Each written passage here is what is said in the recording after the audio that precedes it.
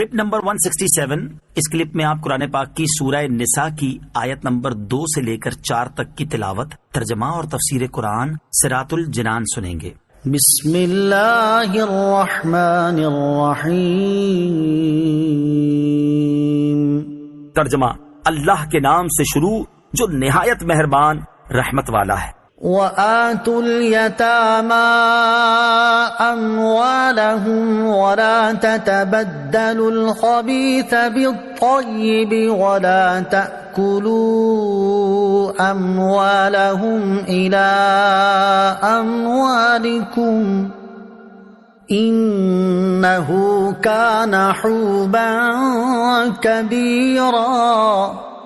ترجمہ: اور یتیموں کو ان کے مال دے دو اور پاکیزہ مال کے بدلے گندا مال نہ لو، اور ان کے مالوں کو اپنے مالوں میں ملا کر نہ کھا جاؤ، بے شک یہ بڑا گناہ ہے.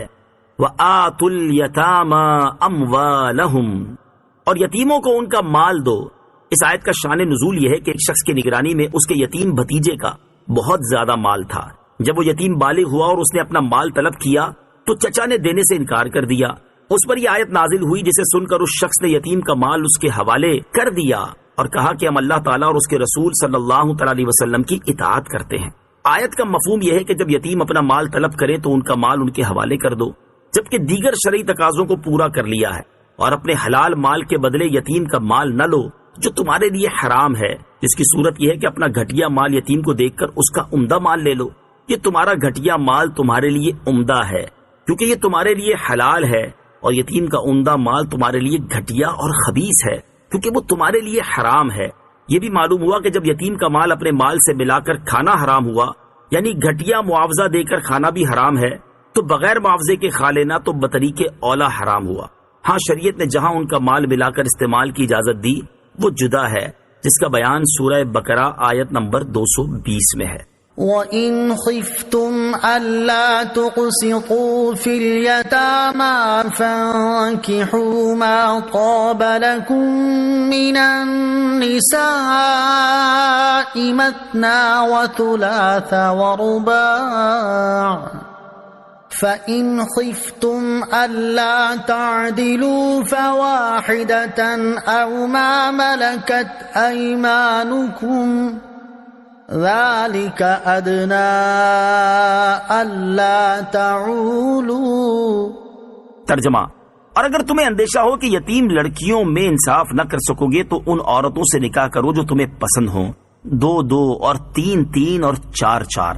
پھر اگر تمہیں اس بات کا ڈر ہو کہ تم انصاف نہیں کر سکو گے تو صرف ایک سے نکاح کرو یا لونڈیوں پر گزارا کرو جن کے تم مالک ہو، یہ اس سے زیادہ قریب ہے کہ تم سے ظلم نہ ہو. وَإِنْ خِفْتُمْ، اور اگر تمہیں ڈر ہو. اس آیت کے معنی میں چند اقوال ہیں. نمبر 1، امام حسن بصری رحمۃ اللہ تعالی کا قول ہے کہ پہلے زمانے میں مدینہ کے لوگ اپنی زیر سرپرستی یتیم لڑکیوں سے ان کے مال کی وجہ سے نکاح کر لیتے، حالانکہ ان کی طرف انہیں کوئی رغبت نہ ہوتی تھی. پھر ان یتیم لڑکیوں کے حقوق پورے نہ کرتے اور ان کے ساتھ اچھا سلوک نہ کرتے، اور ان کے مال کے وارث بننے کے لیے ان کی موت کے منتظر رہتے. اس آیت میں انہیں اس حرکت سے روکا گیا.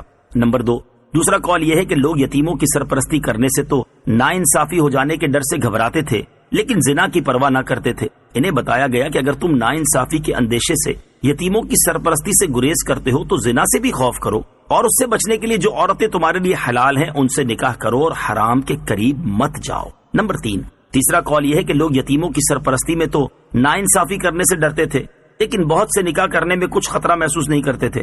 انہیں بتایا گیا کہ جب زیادہ عورتیں نکاح میں ہوں تو ان کے حق میں ناانصافی سے بھی ڈرو جیسے یتیموں کے حق میں ناانصافی کرنے سے ڈرتے ہو، اور اتنی ہی عورتوں سے نکاح کرو جن کے حقوق ادا کر سکو.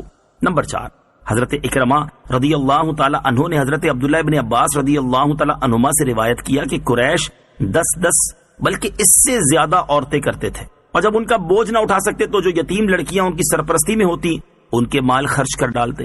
اس آیت میں فرمایا گیا کہ اپنی مالی پوزیشن دیکھ لو اور 4 سے زیادہ نہ کرو تاکہ تمہیں یتیموں کا مال خرچ کرنے کی حاجت پیش نہ آئے. نکاح سے متعلق 2 شرعی مسائل. نمبر 1، اس آیت سے معلوم ہوا کہ آزاد مرد کے لیے ایک وقت میں 4 عورتوں تک سے نکاح جائز ہے. نمبر 2، تمام امت کا اجماع ہے کہ ایک وقت میں 4 عورتوں سے زیادہ نکاح میں رکھنا کسی کے لیے جائز نہیں سوائے رسول کریم علیہ الصلوۃ والسلام کے اور یہ بات آپ علیہ الصلوۃ والسلام کی خصوصیات میں سے ہے۔ ابو داؤد کی حدیث میں ہے کہ ایک شخص نے اسلام قبول کیا، اس کی 8 بیویاں تھیں۔ نبی کریم علیہ الصلوۃ والسلام نے فرمایا ان میں سے صرف 4 رکھنا۔ فَإِنْ خِفْتُمْ أَلَّا تَعْدِلُوا، پھر اگر تمہیں عدل نہ کر سکنے کا ڈر ہو۔ اس آیت میں 4 تک شادیاں کرنے کی اجازت دی گئی، لیکن اس کے ساتھ ہی فرمایا کہ اگر تمہیں اس بات کا ڈر ہو کہ ایک سے زیادہ شادیاں کرنے کی صورت میں سب کے درمیان عدل نہیں کر سکو گے تو صرف ایک سے شادی کرو۔ اسی سے یہ معلوم ہوا کہ اگر کوئی 4 میں عدل نہیں کر سکتا لیکن 3 میں کر سکتا ہے تو 3 شادیاں کر سکتا ہے، اور 3 میں عدل نہیں کر سکتا لیکن 2 میں کر سکتا ہے تو 2 کی اجازت ہے۔ یہ بھی معلوم ہوا کہ بیویوں کے درمیان عدل کرنا فرض ہے، اس میں نئی، پرانی، کنواری یا دوسرے کی متعلقہ، بیوہ سب برابر ہیں۔ یہ عدل لباس میں، کھانے پینے میں، رہنے کی جگہ میں اور رات کو ساتھ رہنے میں لازم ہے۔ ان امور میں سب کے ساتھ یکساں سلوک ہو۔ وَآتُوا النِّسَاءَ صَدُقَاتِهِنَّ نِحْلَةً فَإِن طِبْنَ لَكُمْ عَن شَيْءٍ مِّنْهُ نَفْسًا فَكُلُوهُ هَنِيئًا مَرِيئًا۔ ترجمہ، اور عورتوں کو ان کے مہر خوشی سے دو، پھر اگر وہ خوش دلی سے مہر میں سے تمہیں کچھ دے دیں تو اسے پاکیزہ خوشگوار سمجھ کر کھاؤ۔ وَآتُوا النِّسَاءَ صَدُقَاتِهِنَّ نِحْلَةً، اور عورتوں کو ان کے مہر خوشی سے دو۔ اس آیت میں اللہ تعالیٰ نے شوہروں کو حکم دیا کہ وہ اپنی بیویوں کو ان کے مہر خوشی سے ادا کریں، پھر اگر ان کی بیویاں خوش دلی سے اپنے مہر میں سے انہیں کچھ تحفے کے طور پر دے دیں تو وہ اسے پاکیزہ اور خوشگوار سمجھ کر کھائیں، اس میں ان کا کوئی دنیاوی یا اخروی نقصان نہیں ہے۔